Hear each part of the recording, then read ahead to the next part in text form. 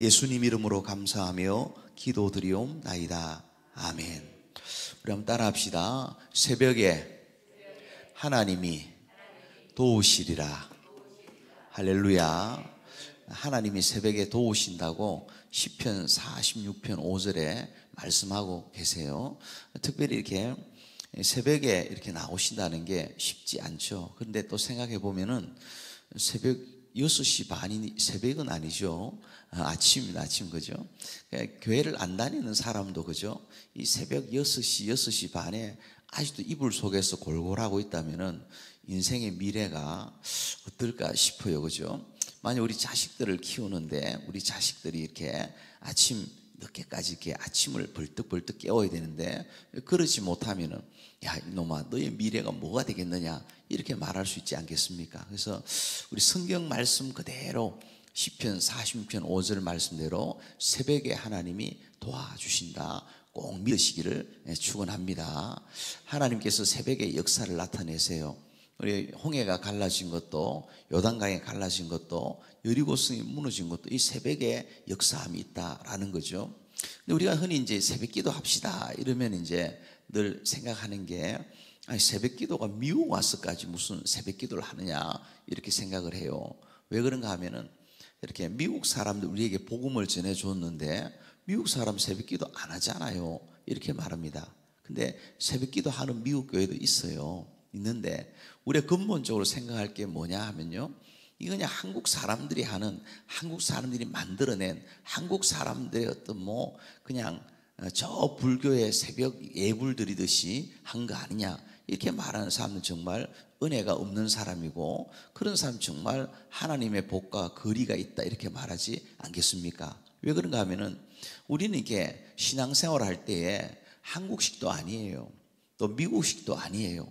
우리가 미국 사람들이 우리에게 복음 전해 주었으니까 그 길을 다 따라가야 된다고 한다면은 지금 어떻습니까? 우리의 복음 전해 준 교단이 북장로교 언더우드 선교사님인데, 이 북장로교가 이제 저기 이제 경상도 하고 이쪽으로 서울 쪽으로 복음을 전하고, 또 이렇게 저 남장로교가 전라도 쪽으로 복음을 전했잖아요. 린턴 가문, 인요한 이라는 분 포함해서 유진벨 같은 사람들, 그런 사람 남북 장로교 합해져서 이제 PCUSA가 된 거예요. Presbyterian Church in USA. 그 PCUSA가 파란 줄 3개 있는 그 교단 아닙니까? 그 교단이 지금 뭘 하고 있습니까? 남자를 부부라고 인정할 뿐만 아니라 그들에게 목사 안수까지 주는 거예요. 그래서 남자가 막 입술을 빨갛게 칠하고 귀걸이를 이렇게 달고 나와가지고 하는 거죠. 그러면 우리가 미국식을 따라간다면 그거 따라가야 되는 것입니까? 그렇지 않잖아요. 우리는 미국식도 아니고 한국식도 아니고 어딜 따라가야 될까요? 한번 따라합시다. 천국식. 우린 천국식을 따라가는 거예요. 하나님 나라. 그럼 천국식을 따라가는 길이 있는데 그 길이 뭐냐? 바로 성경에 그 길이 있다라는 거예요. 하나님 말씀이죠. 우리가 바다가 아무리 넓어도 배가 자기 마음대로 가다가는 암초를 만나잖아요. 하늘이 아무리 넓어도 비행기가 자기 마음대로 가다가는 포탄을 맞고 떨어지게 되는 거예요. 인생이 자기 생각이 있고 자기 판단이 있고 자기 계획이 있지만 자기 원하는 대로 마이웨이 하다가는 어떻게 됩니까? 인생 그냥 짧은 인생 헛살고 만다는 거예요. 우리가 이제 정말 깨닫는 것은 뭐냐? 시간이 지날수록 인생의 연한이 깊어질수록 깨닫는 게 뭐냐 하니까, 조금 더 하나님 말씀을 알았더라면, 조금 더 말씀대로 갔더라면, 조금 더 말씀에 순종했더라면 얼마나 복된 일이 있을까, 그 생각을 하게 된다는 거죠. 그럴 때 우리가 이 새벽 기도라는 게 미국식이 한국식이 아니에요. 성경에 있기 때문에 하는 거예요. 예를 들면 이렇게 하나님께서 이렇게 이스라엘 백성들을 광야를 지나갈 때에 이른 아침 매일 광야에 만나를 내리시잖아요. 우리가 이제 오늘날로 치면은 아침마다 만나를 거두는 길이 뭘까? 큐티도 있고 여러 가지 길이 있겠죠. 큐티라는 것도 마찬가지입니다. 젊은 청년들이 큐티를 많이 해요.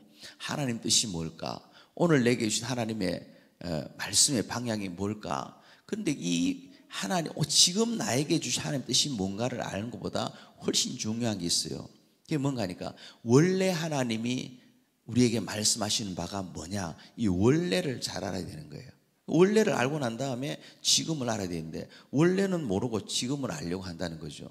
그럼 원래 하나님의 뜻이 뭔가를 알려면 어떻게 됩니까? 네, 하나님의 교회에서 전문적인 말씀의 교육을 받은 목사님이 준비해서 전하는 그 메시지를 들을 수 있어야 하는 거죠. 기본적인 하나님의 교회와 하나님 앞에서의 예배, 말씀 훈련을 받은 다음에 지금 내게 해주신 하나님 뜻이 뭔가를 알아야 되는데, 오늘날 보면은 마치 큐티만 하면은 성경을 알고 성경을 알면은 다 아는 것처럼, 그래서 저 서울 분당 근처에 많은 교회들이 있지만은 그게 오전 11시가 되면 주일날 그냥 젊은 청년들이 성경책 펴놓고 앉아있다는 카페에. 왜냐?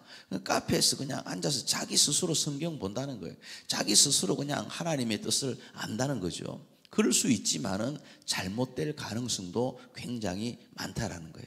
근데 성경을 쭉 그냥 읽다 보면은 하나님 보여주시는 게, 나도 새벽부터 새벽마다 매일 아침 하나님 앞에 영혼의 만나를 거둬야 되겠다 할 때에 이렇게 주님 앞에 나와서 기도하고 말씀 받는 것 아니겠습니까?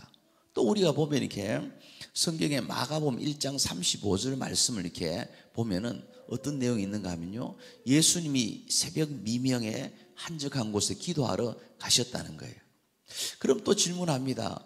아니, 예수님이 성경에 새벽 기도했다는 흔적이 두 군데가 있어요. 두 군데. 그런데 그걸 근거로 해서 어떤 사람은 똑같은 것을 보면서도 새벽 기도 두 번밖에 안 했네, 이래 말하는 사람이 있는 반면에, 두 번의 흔적이 있어도 나는 예수님이 한 번이라도, 두 번이 아니라 한 번만 했다 해도 나는 그 길을 따라갈 것이다, 그렇게 말하는 사람이 있어요. 누가 더 복이 되겠습니까? 후자가 복이 되는 것 아니겠어요? 거기다가 마가복음 1장은 어떤 내용입니까? 그건 예수님의 어떤 성경 자체가 예수님의 생활 기록표가 아니에요. 뭡니까? 하나님의 구원의 도리를 기록한 특별 계시라는 거예요. 특별한 섭리를 갖다가 기록한 거예요. 그런데 그 마가복음 1장이라는 것은 예수님 하루의 생활에 하루의 그 패턴을 갖다가 기록한 것인데, 그걸 보면은 예수님이 어떻게 공생애 동안 평생에 이렇게 딱 두 번 기도했다, 그렇게 말할 수가 있겠습니까? 그렇지 않죠. 그래서 우리가 이것을 발견한 우리 믿음의 선배들이 이걸 보고는, 그렇지, 예수님이 새벽 기도를 했구나. 미국 사람도 발견하지 못하고 유럽 사람도 발견하지 못했던 그걸 발견해 가지고 우리도 새벽 기도를 하자, 주님이 새벽 기도를 하셨네, 그리고 새벽 기도를 쫓아가는 이 한국교회를 하나님이 어떻게 하셨어요? 이 짧은 복음의 역사 가운데 세계에서 두 번째 선교사를 많이 파송하는 복된 나라를 하나님이 축복해 주신 줄로 믿습니다. 예전에 우리가 어떤 나라였습니까? 제가 어릴 때도 보면 이렇게 그냥 여름만 되면 홍수가 나가지고 친구들이 여기 학교를 못 왔어요. 여름만 되면 수재의연금 거둔다고 막 그냥 수재 돕는 구호금 거둔다고 막 난리를 하고 그런 나라였습니다. 근데 지금 어떻습니까? 너무 한국이 하나님이 지나칠 정도로, 예를 들면 지나칠 정도로 지금은 축복을 받았어요. 근데 걱정은 지금 축복받은 그것이 80년대 70년대에 그렇게 하나님 앞에 나와서 새벽마다 곡소리를 내면서 이 마룻바닥 색이 변할 정도로 기도했기 때문에 그 열매를 거두는 것인데, 지금은 그렇게 기도하질 않아요. 한국의 1000명 교회도 새벽 기도가 50명이 안 돼요. 그런 나라가 되면은 지금은 그 열매를 따서 먹지만은 그 미래가 어떠냐 생각해 보면 정말 캄캄하다는 생각을 하게 되는 거죠. 그런데 우리 한국교회, 또 특별히 이민교회는 그 전통을 그대로 가지고 있는 것을 보게 돼요. 그래서 어느 곳이나 어느 지역이나 이 새벽 기도를 하는 우리 한인교회, 새벽 기도를 하는 우리 목사님, 새벽 기도 가운데 우리가 모이는 교회들, 새벽부터 교회 문을 활짝 열고는 어서 오자. 그래서 그냥 어쩌든지 집에 한번 이사를 가도 교회 가까이로 이사를 가는 사람, 새벽 기도 한번 더 하기 위해서 나아가는 사람, 그럴 때 하나님이 교회를 부흥케 하고 축복하는 것을 보게 되는 거예요. 저희 교회가 이제 좀 이렇게 우리 교인들은 밖에 나가서 이렇게 말해요. 알칸사 주에서 제일 큰 교회입니다. 그래요. 그럼 대단한 교회인지 아는데 주 전체가 2000명 살아요. 그러니까 뭐 숫자를 묻지는 말아야 되는 거죠. 근데 그렇게 얘기를 해요. 거기다가 이제 우리 리틀락이라는 시 캐피털인데 가운데로 강이 흐르는데 그 강 밑에 교회가 있어요. 그 뭐라 말합니까? 밖에 나가서 우리 교회는요 강남에 있는 교회예요 이렇게 말해요. 제가 거기에 대해서 하지 마라 부끄럽다 이렇게 말하지 않아요. 왜냐? 하라고 해도 안 하는 게 교회 자랑인데 나가서 교회 자랑하겠다는데 그걸 말릴 이유가 뭐가 있겠습니까? 근데 그렇게 하면서 교회가 막 좋아지는 그런 게 있었어요. 지금도 교회가 이제 한 12,000평 숲속에 이렇게 이제 10에이크 숲속에 이렇게 교회들이 이렇게 건물을 가지고 있는데요. 하나님이 그런 축복하실 때에 그 일이 있었어요. 뭐냐 하니까 막 이렇게 교회 근처에서 새벽기도 하자. 새벽기도. 우리 이제 나이스크라고 제가 이제 배지를 달고 있는 이게 예배 회복 운동인데 새벽기도를 하면 어떠냐? 교회 가까이 살아야 되는 거예요. 어떤 우리 교회 그때 집사님 한 분은 새벽에 이렇게 거의 1시간을 왔다 갔다 하면 새벽기도를 했어요. 기름값만 해도 몇백 불이 나오는 거예요. 그래서 내가 아예 이사를 와라. 그러면서 이제 새벽기도 한 번 더 하기 위해서 이사 운동을 했는데 한 해에 거의 20가정 가까이 이렇게 교회 근처로 이사를 왔어요. 그런데 그걸 갖고 주변 지역사람 뭐라 했는가 하니까 교주가 났다 그래. 교주가. 저 그때 제 나이가 30대니까 저 교주가 났다 이랬어요. 왜냐면 자꾸 몰려오니까 그랬는데 그러니까 교회가 어떻게 할까요? 부흥이 일어났어요. 근데 부흥이 일어나니까 너무 좋은 거예요. 여러분 교회가 부흥하면은 건물 크게 짓고 목사님 좋은 차 타고 그런 게 아니에요. 진짜 부흥을 한번 경험해 보면요 너무 좋아요. 나와 상관없는 게 아니라 하나님의 교회 부흥이 일어나면요 나의 삶에 나의 가정에 우리 자식들에게 복이 되는 것을 보게 돼요. 그러니까 막 역사가 나타나는데 저희 이제 그 하이웨이가 리틀락을 주변에 뺑 돌면요 거기 그 좌우에 한인 가게들은 다 우리 교인들이 다 오픈했어요. 계속 사업장을 갖다가 오픈을 하더라고요. 거기다가 이제 머리가 없는 분이 머리가 나기 시작했어요. 물론 주변 머리가 났지만은 그 주변 머리 나면 덮으면 되잖아 이렇게. 그래도 이제 이 성도들 가운데 유방암이 걸리고 암병 환자들이 막 기도하니까 낫는 거예요. 거기다도 어떤 경우는 집이 딸이 7인가 있는 집이 그 여집사님이 있는데 그 시집을 와가지고 이제 또 딸을 둘러 한 거예요. 그러니까 도저히 이게 친정 엄마가 나 셋째 낳으면 안 간다. 그러니까 이제 이 남편을 데리고 와서 수술을 한 거예요. 아기 못 낳도록. 근데 부흥이 일어나니까요. 그 미제 기술로 묶은 거 아니겠어요? 이 미제 기술을 뚫고 애가 태어나는 거예요. 정말 뭐 놀랄 일들이 너무 많아요. 정말 부흥이 일어나면 역사가 달라집니다. 그 부흥의 시작이 뭐냐? 하나님 앞에 새벽을 깨우고 모이기를 힘쓰고 하나님 앞에 이렇게 교회 중심으로 살아가고 할 때에 그게 그냥 교회는 교회고 나는 나가 아니에요. 정말 교회를 사랑하는 사람, 예루살렘을 사랑하는 사람, 주의 성전을 사랑하는 사람, 하나님 반드시 축복하고 자식들에게 보이지 않는 영권을 주세요. 우리 엄마 아버지가 우리 할머니 할아버지가 늘 교회 가서 예배드리고 늘 교회 가서 기도하는 삶을 살더라. 그러면요 자식들이 보면요 어려운 일 생기면은 할머니한테 할부지한테 기도해 달라 해야 되겠구나 달려와요. 근데 할아버지 할머니가 기도도 하지 않고 하나님 앞에서 살아가지 못하면 어떨까요? 그냥 할아버지고 그냥 할머니. 그래도 존경하고 사랑해야 되지만 영권이라는 게 없어요. 말의 권세가 없어져요.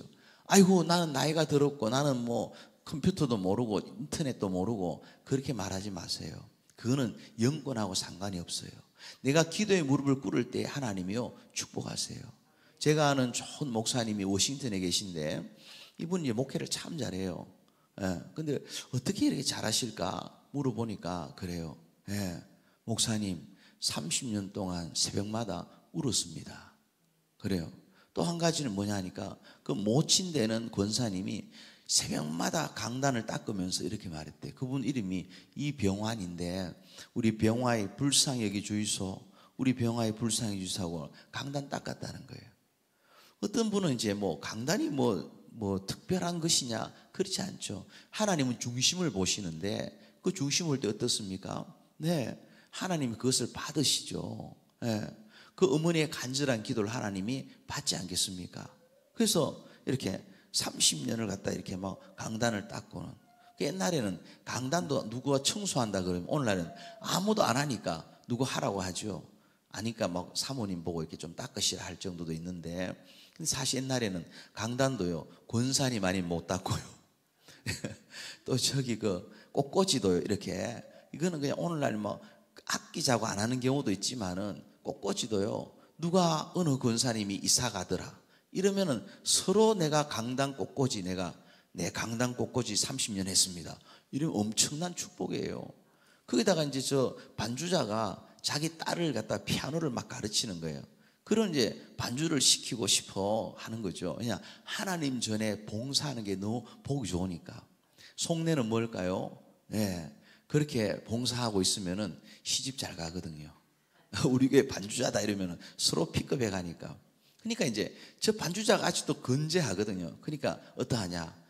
열심을 내 가지고 하나님이 지혜를 주시는데 저 반주를 시집 보내버려야 되겠다. 그래서 막 중매를 해가지고 반주 시집 보내고 자기 딸을 갖다 거기에다가 집어넣어 앉히는 거예요. 그만큼 하나님 교회 사랑하고 했던 그 사람들, 지독하게 예수 믿던 그분들 때문에 가정이 살고 가문이 살고 자식들이 복을 받는데, 이게 이제 시대가 지나가면서 점점 더 아무것도 아닌 것처럼 되어버리고 말았다는 거예요. 우리가 하나님 앞에 좋은 것은 그대로 가지고 가는 은혜가 있어야 할 줄로 믿습니다.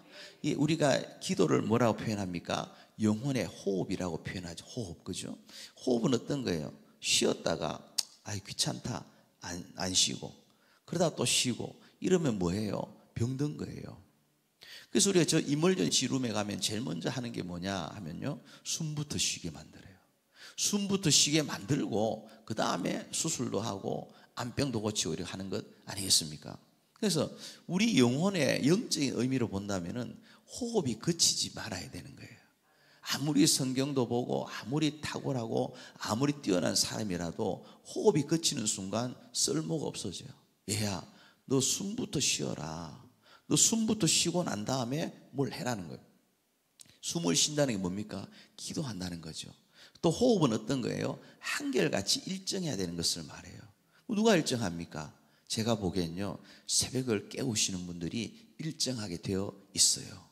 예를 들어서 이제 전날 무슨 일이 있어도 저는 새벽 기도가 너무 좋은 이유가 뭐냐 하니까, 새벽에 딱 나와서 설교하고 이러면요, 하나님이 그 순간에 막 아이디어를 막 인사이트를 갖다 막 부어주시는 것을 보게 돼요. 예. 그러면서 이 새벽은 어떤 것이냐? 새로운 삶의 찬스를 하나님이 주신 거예요. 어제 사람을 죽였다, 사람 죽이면 안 되지만요, 사람을 죽였다 해도 오늘 새벽 기도 나오면요, 살아요, 그 사람이. 왜냐?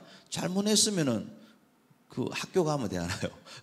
큰 학교 가서 벌 받고 나오면 되고, 가서 열심히 성경 읽고 회복하면 되는데, 남을 죽이고 나면요, 자기가 죽게 돼 있어요. 그죠? 그 죄책감으로 말미암아 빨리 주님 앞에 나와야 되는 거죠. 그런 일이 있으면 안 되지만 그보다 더한 일이 있어도 새벽을 깨우고 주님 나와서 기도하는 사람, 하나님이 그의 인생과 영혼을 지켜주신다 믿으시기를 축원합니다. 인생은 정말 한결같지 않잖아요. 우리 보면 이렇게 업앤다운하고 막 전날 너무너무 좋았다가도 그 다음날 획 뒤집어지고, 그렇게 은혜 받았다가도 언제 내가 은혜 받았듯이 이렇게 변화되는 게, 변질되는 게 인생이라고 말하기 않겠습니까? 우리가 이단들을 보면 뭐 옛날에 박태선이나 이런 사람도 마찬가지죠. 그 연원을 쭉 타고 올라가 보면은 그 훌륭한 장로님이었어요. 근데 그 장로님이 그냥 이렇게 헷가닥 하니까 한순간에 이단의 괴수가 되어버린 것을 갖다가 보잖아요. 그것처럼 인생이 한결같다는 게 너무너무 이렇게 중요해요. 이 한결같다는 것을 뭐라 표현할까요? 끝이 좋다고 이렇게 표현하게 되지 않겠습니까? 한번 따라합시다. Finish well. 이게 뭐냐? 끝이 좋아야 된다는 것을 말하는 거예요. 사람은요, 끝이 너무 중요해요. 예를 들면 이렇게 아무리 고생을 해도, 저 이민 오면 LA에서 뭐 한다 그랬어요? 여봉남청이라 그랬어요. 여자는 봉제 공장 가고 남자는 청소하고, 그리고 마치고 나면 또 세컨잡 뛰고 거기다가 또 떡 해갖고 팔고 이래갖고 성공하는 거예요. 그런 사람들이 잘 되고 나면은 어떨까요? 그 과거의 고생이 무용담이 되는 거예요. 아름다운 추억이 되죠. 젊을 때 열심히 일했다, 젊을 때 고생했지만 그래도 지금 이만큼 사는 것 아니냐. 끝이 좋으니까 해석이 어때요? 좋은 거예요. 근데 끝이 안 좋으면 어떨까요?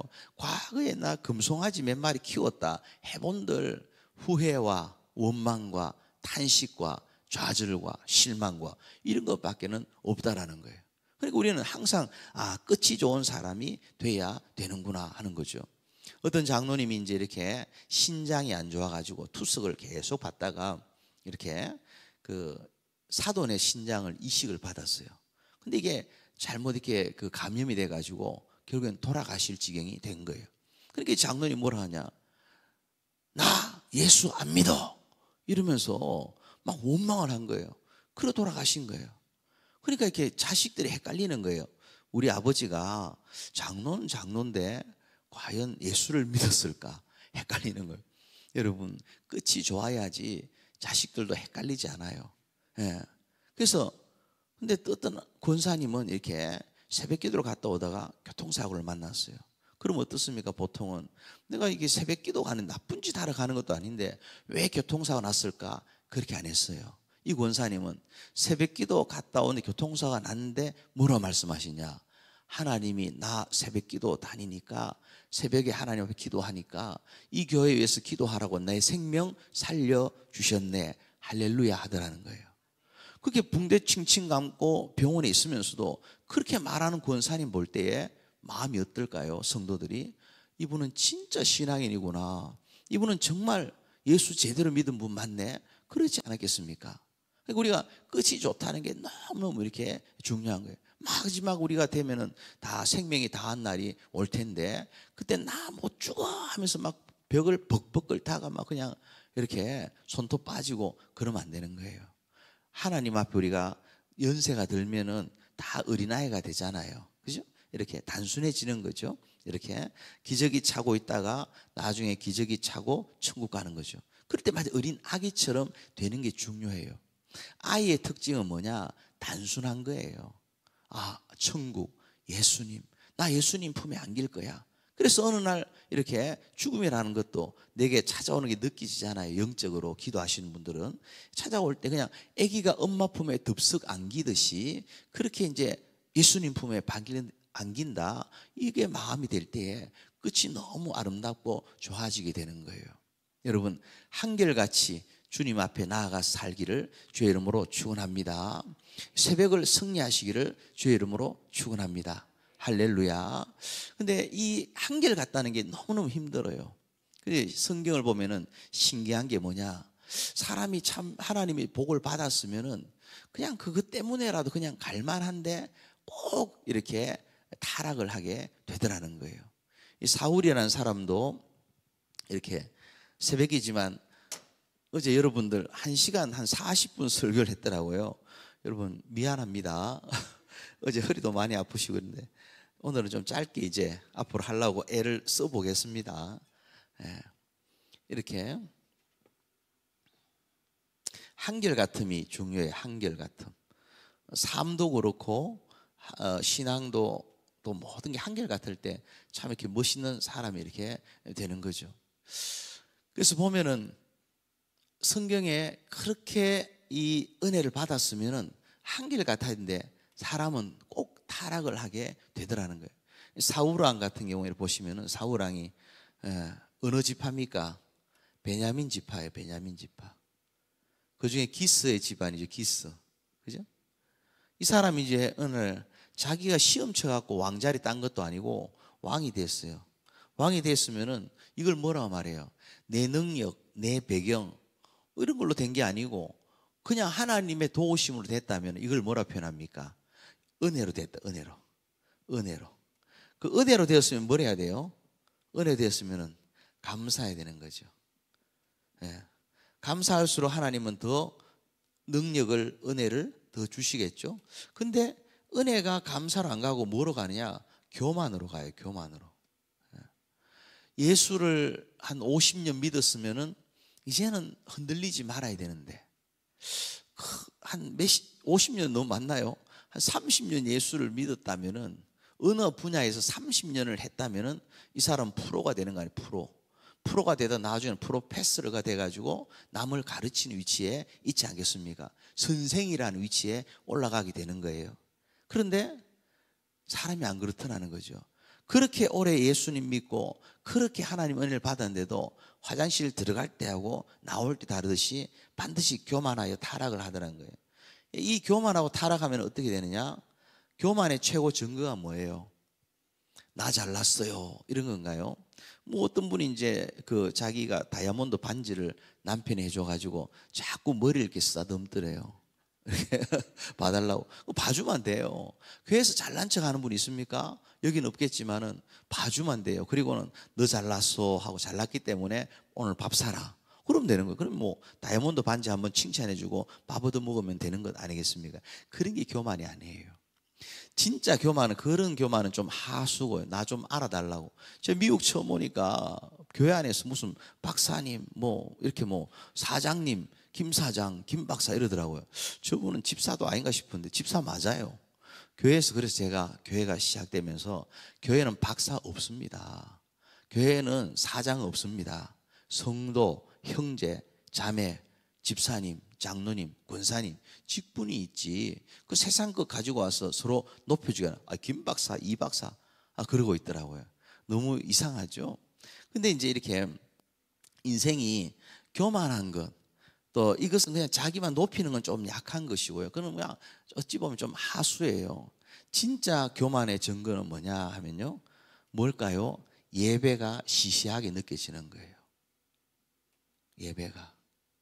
하나님 앞에 예배 드리는데 하나님, 어린아이가 말씀을 드리는데 그 말씀을 하나님의 음성으로 받을 수 있어야 되는데 그 예배가 시시하게 없수이 그렇게 여겨지게 될 때 이게 진짜 교만이에요. 이 교만의 끝은 뭡니까? 성경에 교만은 패망의 지름길이죠. 겸손은 하나님이 존귀하게 하지만은 패망의 지름길이 왜 패망이냐? 교만하면 하나님이 너 나하고 한번 파이팅 하자는 거예요. 하나님하고 파이팅 해가 싸워가 이길 사람이 아무도 없죠. 백전백패한데 그 짓으로 향해 나아가게 된다는 거예요. 교만하면은. 막 무서운 거예요. 근데 왜 그러냐? 어제 말씀을 조금 생각해 보면요, 하나님 앞에 예배가 온전하면은 이분의 마음이 축축해지고 작은 것 하나까지도, 엄마 젖꼭지 깨문 것까지도 회개하면서 다시 살 길이 열리는데, 사람을 죽여도 살 길이 열리는데, 그런데 예배가 실패하고 나면요, 회개하고 싶은 마음이 없어져 버려요. 회개가 안 돼요. 가인에게 너 잘못했다고, 예배 실패했다고 하니까 내가 언제 실패했냐고 하고 회개를 못 하잖아요. 회개 못 하는 게 나중에 뭐가 돼요? 살인자가 되잖아요. 사울왕도 마찬가지죠. 예배 잘못 드렸다고 사무엘이 말하면은 잘못했습니다, 회개하면 되는데, 예배가 실패하면요, 성령이 그 마음 속에 이 회개하고 싶은 마음을 없애버려요. 다윗은 어떻습니까? 다윗은 예배자로 있다 보니까 하나님께서 말씀하니까 나단을 통해서 즉각적으로 회개를 하면서 그 기도하는 게 뭐예요? 내 속에 정한 영을 창조하시고 내게 성신을 거두지 마옵소서. 성신이 뭡니까? 성령 아닙니까? 성령이 충만할 때에 회개하게 되고 돌이켜가지고 살 길이 열리는데 회개가 막혀버리는 거예요. 그게 그냥 이렇게 굳어져 버리는 거죠. 그래서 예배가 실패하니까 뭐가 됩니까? 회개하지 않아요. 회개하지 않으면 결국에는 이렇게 망하는 자리에 이르게 되더라라는 거예요. 그래서 우리는 늘 주님의 교회 들어올 때마다 이 예배를 통해서 하나님 앞에 회개의 심령이 되는 것. 주님, 오늘도 내게 말씀하여 주옵소서. 종이 듣겠나이다. 할렐루야. 이거는 우리가 살 길이기 때문에 그런 거예요. 그 예배는 우리의 회복을 이루면서 결국에는 이것이 나중에 축복이 되고 나중에 행복이 되는 거예요. 그래서 이런 말이 있습니다. 한번 따라할까요? 회개하면 회복되고, 해석이 되면 행복해진다. 이게 분명하게 될 때 우리가 하나님 앞에 삶을 살게 되는 것이죠. 오늘 우리가 성경을 보면은 한 사람의 한결같지 않은 한 사람이 등장을 해요. 한번 따라합시다. 우시야. 우시야이면 성경 볼 때에요, 우리가 하나 팁을 드리면은 운요아히 이렇게 보시면 돼요. 우시야, 요담, 아하스, 히스기야. 이때 누가 선지자냐? 이사야가 선지자예요. 이사야. 말씀해줘. 그래서 운요아히, 이거 따라해 봅시다. 운요아히. 우리 새벽이지만 두 가지 늘 기억하세요. 하나는 적자 생존, 적는 자는 살아나리라. 두 번째는 뭐냐? 말을 따라해야 돼요. 자꾸 따라해야 돼요. 소리를 내야 돼요. 기도도요, 기도를 오래 하는 방법이 뭐냐? 통성 기도로 시작해야 돼요. 소리 내 기도해야 돼요. 나는 조용한 기도가 좋다. 그건 두 가지 중에 하나입니다. 아주 고수거나 아니면은 하수거나 둘 중에 하나예요. 이거는 대단히 깊은 기도 세계에 들어갔을 때 묵상 기도하면 돼요. 근데 그 다음에는 소리 내 기도하는 거예요. 소리 내 기도하다가 또 하나님 앞에 이렇게 멈추었다가 또 소리 내 기도하다가 멈췄다. 이래야지 30분도 기도하고 1시간도 기도하고 2시간도 기도하는 거예요. 그 기도가 깊이 들어가면요, 너무너무 좋아요. 마지막에는 하나님께서 내게 말씀하시는 것을 듣게 돼요. 기도는 하나님 앞에 내가 아래 기도하지만 듣기도 하는 거예요. 이게 되려면은 기도가 짧게 기도해서는 안 돼요. 저는 이제 기도할 때 서서 기도를 많이 해요. 앉았다 일어났다. 왜냐? 앉아 있으면은 목사라도 졸려요. 그래서 어떨 때 몸을 움직이다 기도하고, 우리 부목사님은 왔다 갔다 하고 움직이면서 막 이렇게 기도를 해요. 어쨌든 살기 위해서 기도해야 되는데, 네, 운요아히 이사야 선지자가 활동할 때인데 우시야 왕이라는 사람이 있어요. 근데 오늘 6장 1절 말씀 보면은 우시야 왕이 죽던 해에 이렇게 돼요. 죽던 해에. 그죠? 죽던 해에. 우시야가 어떤 사람이냐 하면요, 아버지 이름이 아마샤예요. 아마샤는 어떤 사람이냐? 잘 나가는 사람이죠. 왕이니까. 근데 이 사람이 이 에돔과의 전쟁을 하면서 이겼어요. 하나님 도우심으로. 이긴 다음에 에돔의 이 우상을 가지고 온 거예요. 그러니까 자기가 성전한 나라 것도 아니고 이 패망한 나라의 우상을 가지고 와서 섬기기 시작을 하는 거예요. 이걸 가리켜 뭐라고 말할까요? 예, 죽을 짓을 한다, 이렇게 말하는 거예요. 그러니까 하나님이 싫어하는 거잖아요. 하나님 싫어할 짓을 하니까, 죽을 짓을 하니까 어땠을까요? 아마시아가 갑자기 죽어버렸어요. 아버지 아마시아가 갑자기 죽었어요. 그래서 이 우시아가 몇 살에 왕이 되느냐? 16살에 왕이 돼요. 16살에 왕이 돼서 52년을 통치를 하게 돼요. 52년 통치하는데 하나님이 축복하셨어요. 나라를 갖다가 부국강병을 이루죠. 이렇게 뭐 국토를 넓히고 농토를 개간하고 너무너무 나라가 잘 되는, 뭐 옛날에 우리 한국을 치면은 뭐 어느 대통령 시절이 잘 됐다 말하는 그런 시절처럼 나라가 확 뒤집어진 거예요. 그럴 때 16살 소년이 뭘 알겠습니까? 그죠? 16살짜리 우리 애를 키워보니까 철부지 중에 철부지죠. 뭘 몰라요. 근데 그 16살 소년이 이렇게 50년을 통치하면서 나라가 부국강병을 이루었다 할 때 이걸 뭐라고 표현할까요? 우리가 내 힘보다 더 잘된 모든 것, 이걸 하나님의 은혜라고 표현해요. 하나님의 은혜. 그 은혜를 받았으면 어떻게 해야 돼요? 잘 되는 사람은 가만히 보면요, 잘 되면 감사하고, 안 되면 뭐래요? 기도하고. 그럼 안 되는 인생은 보면은 잘 되면 교만하고, 안 되면 원망하고, 아버지 원망하고, 왜 내 뒷배경이 안 돼줬냐고, 친구 원망하고, 별별 걸 다 하죠. 그래서 우리는 항상 어떤 일이 있어도 감사하고 기도해야 될 줄로 믿습니다. 업앤다운이 아니라 한결같이 할 수 있는 그런 삶이 중요하죠. 그래서 은혜를 받았으면 그래야 되는데 이 사람이 드디어 교만함으로 말미암아 타락을 하게 돼요. 자, 역대하 26장을 한번 보십시다. 역대하 26장. 거기 보시면요, 자, 1절 말씀 한번 볼까요? 역대하 690장, 우리 방송팀이 띄워주면요, 1절 같이 읽읍시다. 시작. 아마샤가 왕위에 오를 때에 나이가 25세라 예루살렘에서 29년 동안 다스리니라. 이건 아마샤입니다. 예. 26장 1절을 25장 1절이 아니고, 26장 1절 제가 읽어드릴게요. 유다 온 백성이 나이가 16세 된 우시아를 세워 그의 아버지 아마샤를 대신하여 왕으로 삼으니. 그죠? 몇 살에 왕이 됐어요? 16살에. 예? 왕이 됐던 아마시아 갑자기 죽으니까. 그래서 어떻게 합니까? 네. 보니까 16절 또 넘어가 보십시다. 16절 26장 16절 같이 읽을까요? 시작. 그가 강성하여 짐에 그의 마음이 교만하여 악을 행하여 그의 하나님 여호와께 범죄하되 곧 여호와의 성전에 들어가서 향단에 분향하려 한지라. 아멘. 하나님의 말씀 무조건 아멘 하고 봐야 됩니다. 그가 강성해졌다 그러죠. 26장 26장 1절에 16살의 왕이 돼요. 그죠? 그런데 26장 16절을 보니까 어떠냐? 이 강성한 나라로 말미암아 강성해졌대. 강성해지니까 뭐가 됐다고요? 겸손하여 하나님의 은혜를 구해하고 감사해야 되는데 교만해졌다는 거예요. 교만의 최고 증거가 뭐냐 하면요, 잘난 척하는 거는 하수예요. 뭐예요? 교만의 최고 증거는 예배가 시시하기 전, 이거는 하나님을 향해 어게인스트 하는 거예요. 교만해서 예배가 실패한 게 뭡니까? 제사장이 해야 될 일이 따로 있는데 내가 제사장 일을 하겠다고 자기가 분향 향단을 들고 들어가는 거예요.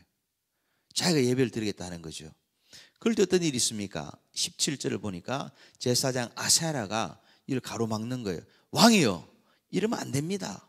그러자 19절을 보니까 화를 냈다. 내가 왕인데 누가 이것을 맡겠느냐? 왕인데 그랬어요. 그러자 21절에 어떤 일이 있습니까? 19절 하반절 말씀에 문둥병이 생긴지라, 나병이 생긴지라. 그래서 그때부터 우시아가 그냥 별궁에 거하다가 그것으로 이제 끝이 나버려요. 인생의 죽음에 이르게 되는 거죠. 이 아사랴 제사장이 말할 때에, 가로막을 때, 이건 왕이 할 일이 아니다, 멈췄어야 돼요. 그런데 그러고 하는데 그것이 잘못됐다고 말할 때에 하나님 앞에 회개를 해야 되는데 회개하지 않았을 때 문둥병이 나타나고 죽음에 이르게 되는 것을 보게 돼요. 근데 이것을 어떻게 표현하느냐? 자, 여러분 한번 보세요. 26장 20절 말씀 한번 보십시다. 같이 읽어볼까요? 시작. 대제사장 아사랴와 모든 제사장이 왕의 이마에 나병이 생겼음을 보고 성전에서 급히 쫓아내고 여호와께서 치심으로 왕도 속히 나가니라. 아멘. 이걸 뭐라 표현합니까? 하나님이 치셨다 그래요. 굉장히 무서운 말입니다. 하나님이 사울왕을 한번 버리니까 길보아 산 위에서 죽은 시체, 목이 잘린 시체가 성지순례를 가보면은 베산 성벽에 탁 걸리는데 그 사이 깨울물이 흘러요. 근데 그게 우리가 옛날 이라크 왕 후세인 죽었을 때 보면은 왕이었는데도 발로 차면서 사진 찍고 하잖아요. 그래서 곱게 모시고 간 게 아니라 질질 끌고 갔을 거예요, 목 잘린 시체를. 그러니까 하나님이 한번 버리시니까 너무 비참해지는 것을 보게 된다는 거죠. 그래서 그 아들 셋과 동시에 죽고 손주 머비보셋은 쩔뚝발이가 되고 집안이 완전 망하는 것을 본다는 거죠. 오늘 성경도 그대로 보세요. 이거는 구약은 율법이다 이렇게 생각하지 마세요. 신약은 사랑과 은혜, 구약 율법, 그러면 구약을 찢어가서 버려야 되죠. 그게 아니에요. 40명의 저자가 1600년 동안에 한 성령의 영감과 기록된 동일한 말씀이 구약 성경도 된다는 거예요. 그럴 때에 이거는 구약은 뭔가 부족하고 신약은 우리에게 맞는 은혜의 책이다, 그거는 자기를 하나님 앞에 온전히 복종시키지 못하는 교만이라 말하게 돼요. 근데 26장 20절에 뭐라 표현합니까? 하나님이 치셨다라고 말해요. 이거는 근데 우리가 다른 사람에게 쓰기에는 굉장히 무서운 말이에요. 쓰시면 안 되래요. 사실은 성경에 보고 교훈을 얻지만은 누가 병이 나고 누가 암병이 나고 누가 교통사고 나면 하나님이 치셨다 저렇게 살더니 이러면 안 돼요. 그런데 그걸 남에게 적용하면 안 되지만 나에게는 적용할 수가 있는 거예요. 예를 들어서 접촉사고 하나만 나도 하나님이 나를 치셨나? 지난주에 내 예배가 잘못됐나? 내가 하나님의 마음을 섭섭하게 한 게 있나? 이렇게 하나님 치신 것처럼 생각하고 자기를 돌아볼 때에 그 사람의 신앙이 자라게 되고 그 문제 때문에 더욱 기도하게 되고 그 어려움 때문에 오히려 하나님을 더 부르짖고 찾는 사람이 된다는 거예요. 근데 무서운 것은 우리가 보면은 우리가 깜짝 놀랄 말이 여호와께서 치심으로 하나님이 치셨다는 거죠. 그럴 때에 이 우시아가 죽었다라고 말할 때에 상황이 어떻습니까? 우리가 옛날에 그 박정희 대통령 돌아가실 때 제가 국민학생이었는데 그때 생각해 보면은 이런 말도 있었어요. 빨리 집에 가서 태극기 안 걸면 잡아간다 그런 말도 있고 북한이 쳐들어온다는 말도 있고 별별 다 있었어요. 근데 이 우시아 왕이 죽었어요. 죽었다는 것은 최고의 절망을 말하죠. 절망을 이렇게 말합니다. 왜냐? 하나님이 치셔서 죽었어요. 그럴 때 선자로서 이 하나님 부르심 앞에 있던 이사야가 볼 때에 하나님이 축복하셔도 나라가 어떻게 될지 모르는데 하나님이 이 왕을 쳐버렸다 할 때 이 나라의 운명이 미래가 어떻게 될까 캄캄하던 그런 시기라는 거예요. 절망의 최정점이 있던 시기. 근데 그때 이사야가 뭘 하느냐? 하나님의 성전을 향해 나오게 되는 거예요. 하나님의 성전에. 그죠? 그가 어디서 발견됩니까? 하나님의 성전에서 발견이 되죠. 거기서 그가 이 성전에서 발견되면서 하나님을 예배한다라고 말할 수 있어요. 하나님의 성전에 나왔다는 거죠. 하나님 앞에 기도한다고 말할 수 있어요. 하나님 이름을 부른다고 말할 수 있어요. 이걸 전체로 보면 하나님의 성전으로 피하여 하나님을 구하였다 이렇게 말하는 거죠. 그럴 때에 이 하나님의 성전에서 발견되는 이사야가 어떻게 됩니까? 6장 8절에 가보면은 모든 것이 회복이 되고 이제는 하나님 앞에 사명자로 거듭나는 것을 보게 되는 거예요. 여기서 우리가 알 수 있는 교훈을 우리가 생각을 간단하게 하는데 첫 번째는 뭡니까? 위치 선정이 중요하다는 거예요. 위치 선정이. 위기를 만날 때, 어려움 만날 때 바람이나 새러 가자. 바람 새고 와서 어떻게 될까요? 바람 들 수도 있어요. 그렇다고 뭐 해결된 건 아무것도 없어요. 머리 식히자. 머리 식히면 다시 머리 워킹 하려면 이렇게 머리 돌아가려면은 다시 또 준비하는 과정이 필요해요. 우리는 이러나 저러나 하나님 앞에 나와야 돼요. 하나님 앞에 나오는 것이 뭐냐? 하나님의 교회 앞에 나오는 것을 말하는 거예요. 왜냐? 하나님께 나오면은 하나님이 때가 되매 시간이 되매 하나님께서 만나 주신 역사가 있기 때문에 그런 줄로 믿습니다. 그래서 뭐 부부 싸움을 해도 교회 가자. 교회 갈 시간 되면은 교회 와서 휴전 이러고 또 예배 끝나고 또 싸우면 돼요. 근데 안 싸우죠. 왜냐? 예배에 은혜가 있으면은 싸운 것도 안 해요. 연세 드신 남자분들 이렇게 할머니들이 그러잖아요. 불쌍해서 못 버리겠다. 그렇게도 하기도 하는데 하나님 앞에 위치 선정이 굉장히 중요해요. 특별히 하나님의 성전에서 하나님의 교회에서 발견되는데 하나님 교회로 나올 때 하나님 만나죠. 바울이 이렇게 다메섹으로 예수 믿는 자들을 잡으러 교회를 핍박하러 가요. 그때 예수님이 나타나십니다. 너 왜 나를 핍박하느냐? 그럼 바울은 예수님 본 적이 없는데 예수님 핍박한 게 아닌데 근데 예수님 뭐라 말합니까? 나를 핍박한다. 하나님의 교회를 핍박하는 것을 나를 핍박한다고 말하는 거예요. 그럼 바꿔 말하면 하나님의 교회를 사랑하는 것은 뭘까요? 주님을 사랑하는 것인 줄로 믿습니다. 그래서 하나님의 교회와 주님이 이렇게 다르지가 않은 것을 보게 돼요. 물론 이 빌딩을 말하는 건 아니에요. 그러나 이 빌딩이라는 게 그냥 언제라도 허물고 새로 지을 수 있는 그냥 빌딩이에요. 그러나 그 빌딩이지만 그러나 우리가 시간을 정해서 이곳은 하나님을 예배하는 장소라 할 때는 구별된 장소인 줄로 믿습니다. 예, 그 구별된 장소라는 게 너무너무 이렇게 중요해요. 예를 들어서 저 어디나 하나님이 계신다고 말하면은 그냥 술집에서도 음식점에서도 예배 드릴 수 있다고 말하면은 두세 사람 모인 곳에 주님이 함께 계신다고 말하는 게 중요하면은 그 두세 사람이 아니라 여기 뭐 몇십 명이 앉아 있는 여기는 훨씬 더 중요하고 하나님 앞에 우리가 모이는 장소로서 그 피 같은 돈을 바쳐가지고 물질을 들여가지고 헌신하여가지고 지은 건축물이라고 할 때 이곳을 하나님을 예배한다고 할 때 하나님의 임재가 있다고 할 때 얼마나 더 소중한 거예요. 근데 굳이 이것을 갖다 깨부시면서까지 나는 저 밖에 나가서 두세 명 모여가지고 우리가 교회다라고 말하면은 그것은요 정말 아쉬운 거예요. 예, 성경을 다시 읽어봐야 한다는 거죠. 그러면서 하나님의 교회 앞에 나올 때 어떤 일이 있습니까? 하나님을 만난다라는 거예요. 만남의 복이 중요합니다. 누구를 만나느냐?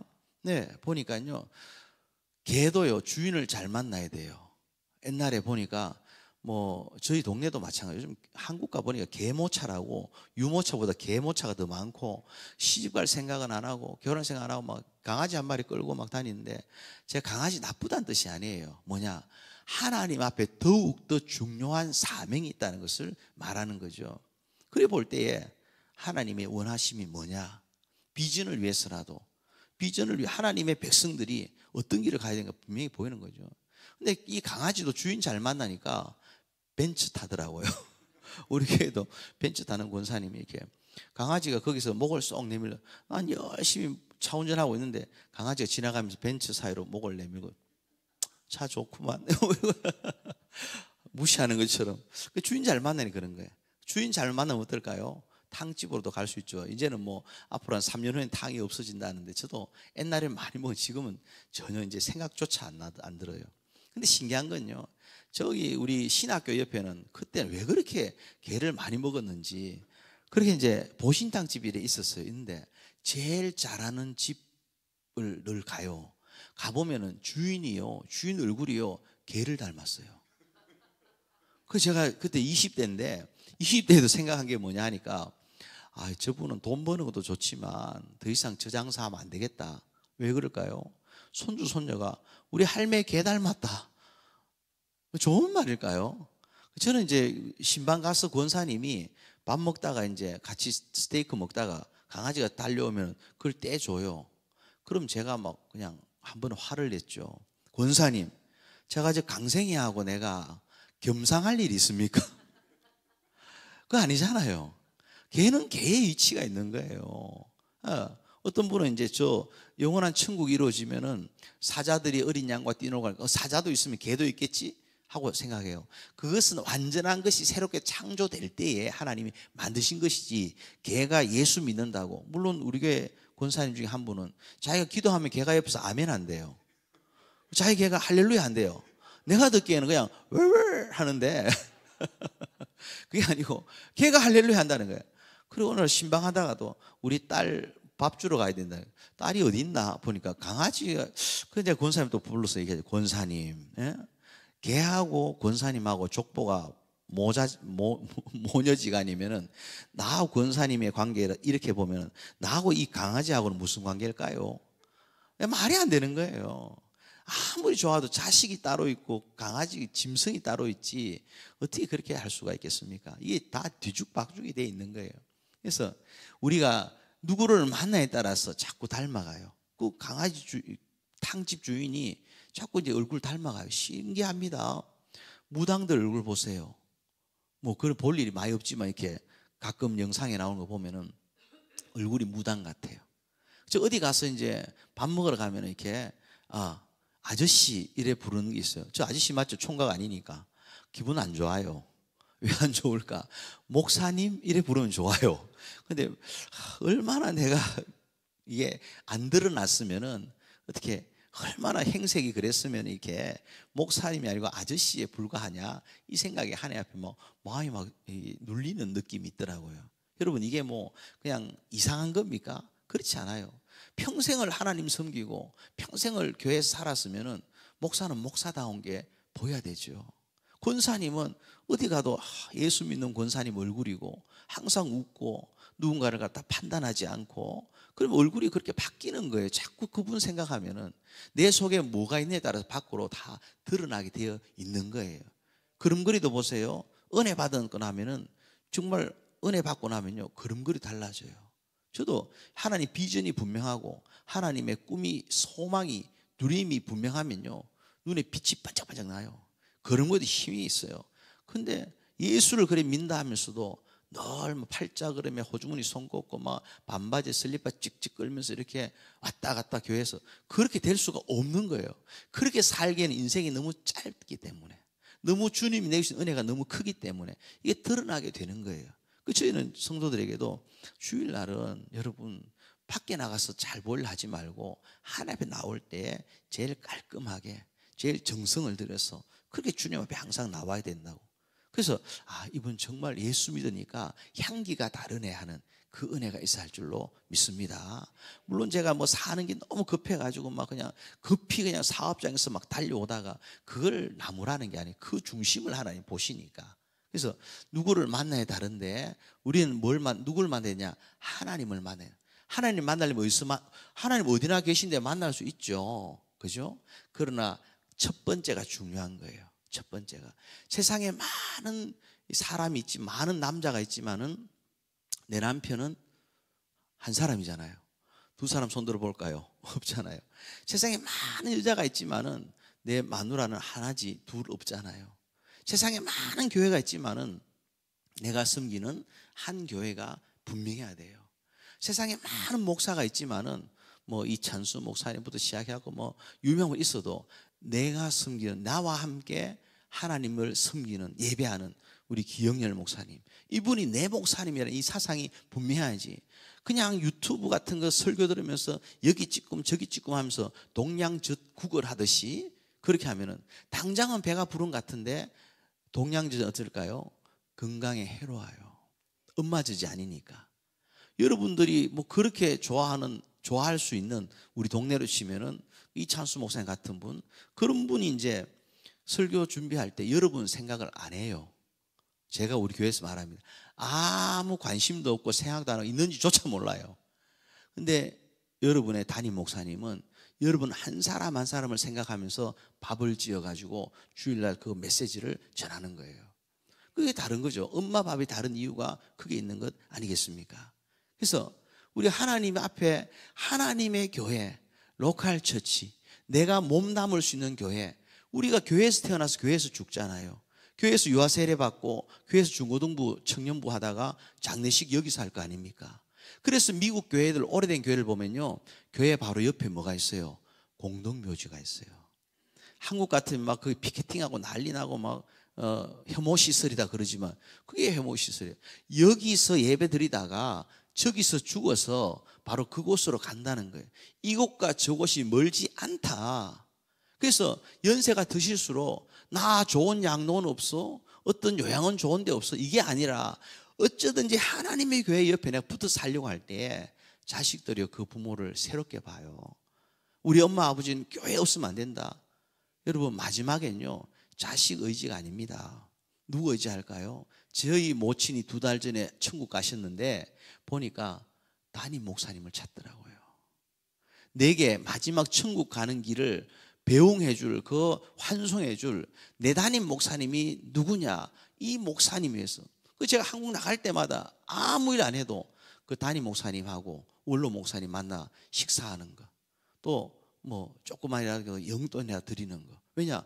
우리 어머니 위해서. 어머니가 그분들에게 의지하고 사니까. 저는 미국에 있으니까 어머니 돌아가시고 뭐 해도 할 게 아무것도 없어요.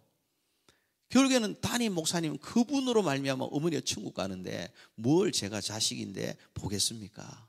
그래서 하나님의 교회를 중심으로 사는 자가 제일 큰 복이 있고 참 형통 있는 것을 보는 거죠.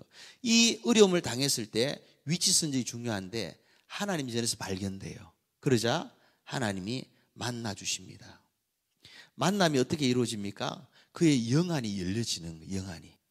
그래서 1절 말씀을 보니까 그가 우시야 왕이 죽던 해에 내가 본적 하늘 보좌에 하나님이 앉으셨고 그 옷자락이 흘러내렸다 그래요. 어디로? 주의 성전을 흘러내렸다는 거죠.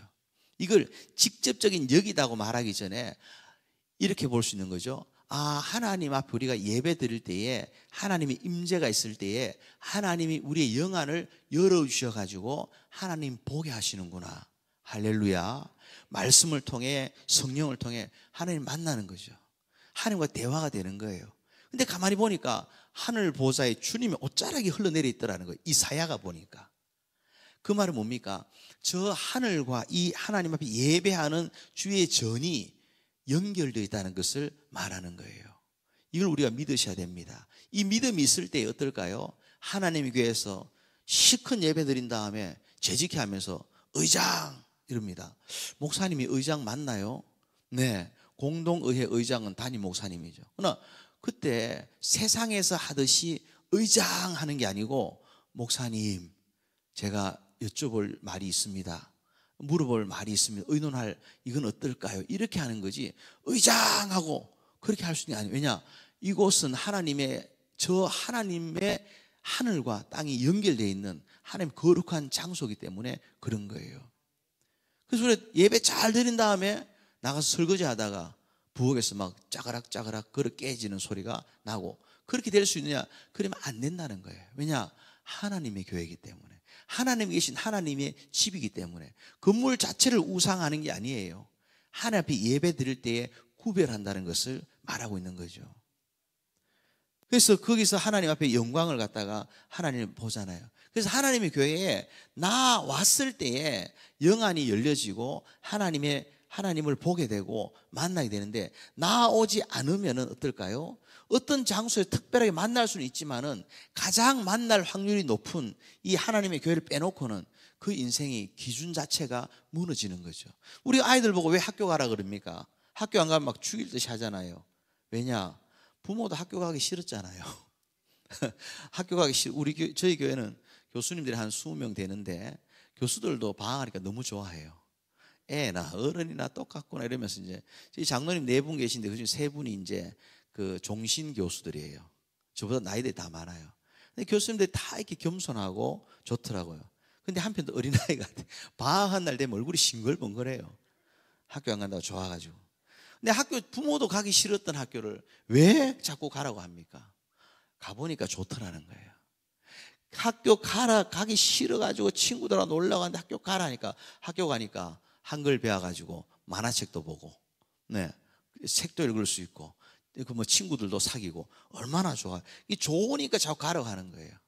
그래서 가보면은 알아서 이제 이렇게 배움이 있듯이 교회도 하나님 앞에 교회로 나아가면 갈수록 자꾸 교회 문지방을 밟아야 돼요. 그럴 때 어느 순간 하나님이, 나는 기도도 잘 안 되고 하나님 살아계신 잘 모르겠고, 괜찮아요.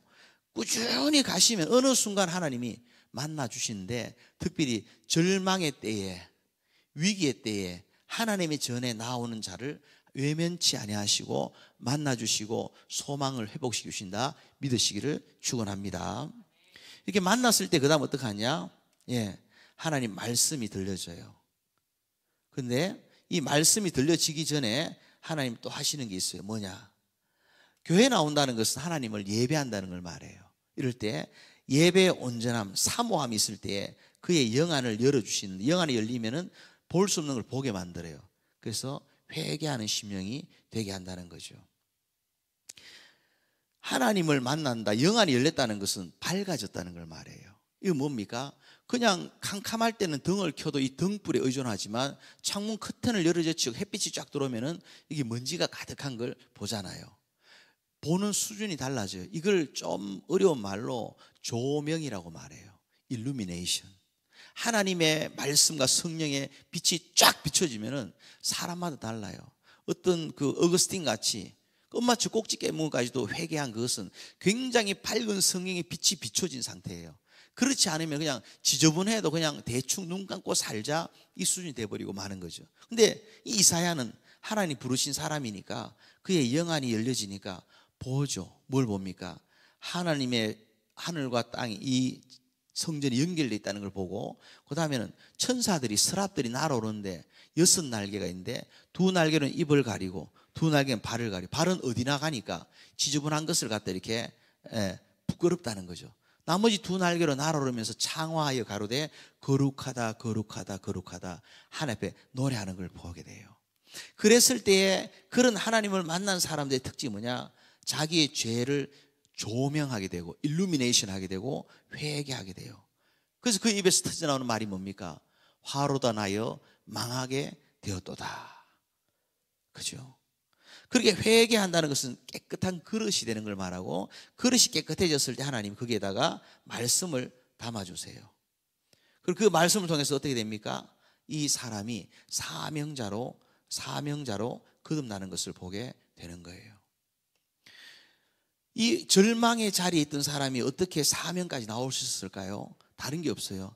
하나님의 교회로 나오고 하나님 만나 주실 때까지, 영안이 열릴 때까지 하나님의 그 자리를 지키고 있을 때에 마침 하나님을 만나게 되고 만났을 때 회개하는 심령이 되고 회개하게 될 때에 깨끗한 그릇이 되고 깨끗한 그릇이 될 때에 하나님이 새로운 말씀을 주시고 그 다음에 사명을 담아주셔가지고 하나님의 일꾼 되게 하는 것을 보게 돼요. 무엇을 해야 될지, 어떻게 살아야 될지, 어떻게 사는 게 맞는지 그것을 분명하게 보고 가니까 이 성전문을 열고 나갈 때 어떤 일이 있을까요?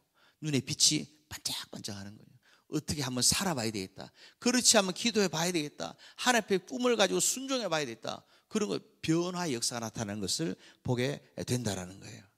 근데 이 가운데 중요한 게 다시 말하면요, 교회와 또 하나님 만남을 뭐라고 표현하느냐? 오늘날은 예배라고 표현해요.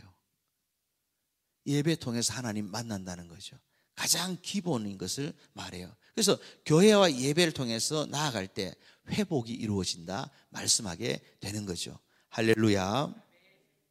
그러면서 우리가 하나님 앞에서 왜 이 교회를 나오는 게 중요할까? 모든 것을 새롭게 하는 길이 되기 때문에 그런 거예요. 달라스에 와보면 이제 그런 옛날에 전설 같은 얘기가 있는데 여러분 아시는가요? 이렇게 저 뉴욕에서 이렇게 사업을 하다가 비즈니스가 이렇게 동업을 했는데 친구하고 이렇게 그 친구가 사기를 쳐가지고 모든 걸 다 잃어버린 사람이 있었대요. 옛날 이 달라스에 흘러나온 얘기인데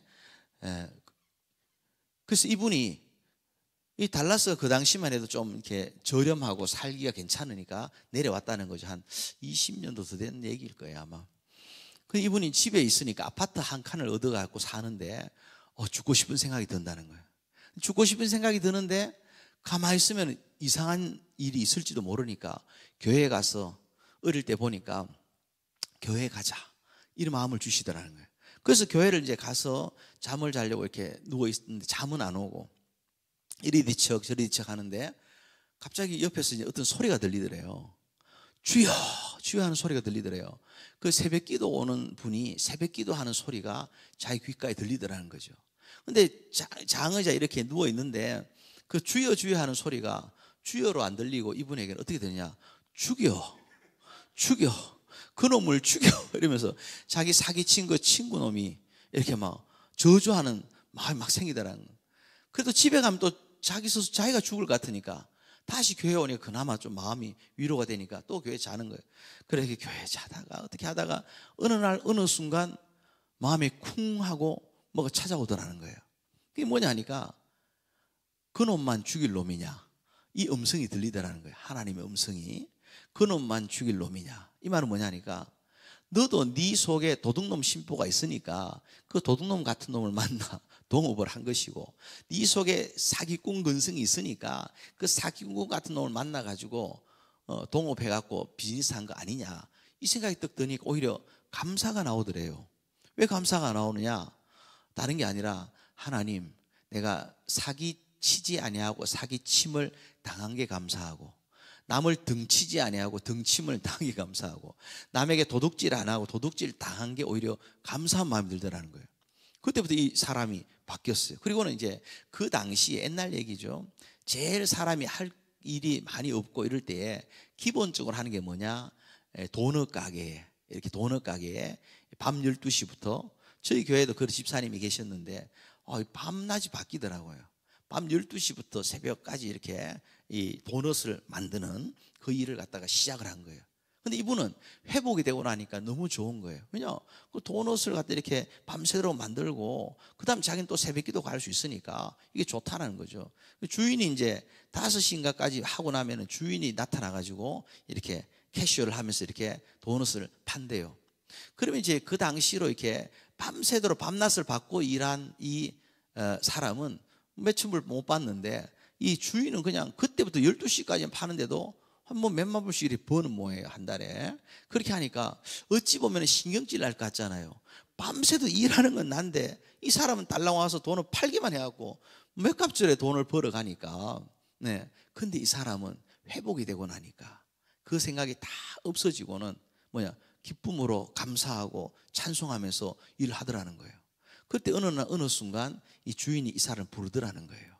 불러서 내가 당신 같은 사람을 본 적이 없다고, 당신 진짜 예수 믿는 사람이라고, 이렇게 어려움 중에서도 밤낮이 밖에 살면서도 원망불평한 거 하나 없고 얼굴이 어떻게 이렇게 웃으면서 감사함으로 찬송하느냐고, 내가 평생 교회 권사로 살았지만은 당신 같은 사람 본 적이 없다고, 그럼 이 가게를 당신이 하라고, 그리고 나는 조기 은퇴를 할 테니까 한국을 갈 테니까 내게 얼마를 고정적으로 좀 이렇게 보내주면 되고 이 가게 당신 하라는 거예요. 할렐루야. 네. 하나님 앞에 이 어느 교회 얘기인지 압니까? 참 찾아보고 싶어요. 저도 이렇게 전에 들어가지고. 그런데 하나님의 교회에 넘어져도 교회 쪽으로 넘어지니까, 꼭 기도가 안 되면 안 되더라도 여러분이 교회 와서 자겠다는데 목사님 말릴 수 있나요? 안 말리죠. 교회는 하나님의 집이니까. 아버지 집 오겠다는데 넘어져도 교회 쪽으로 넘어질 때에 하나님이 살리시는 것을 보게 돼요. 근데 이 원리가 옛날부터 똑같아요.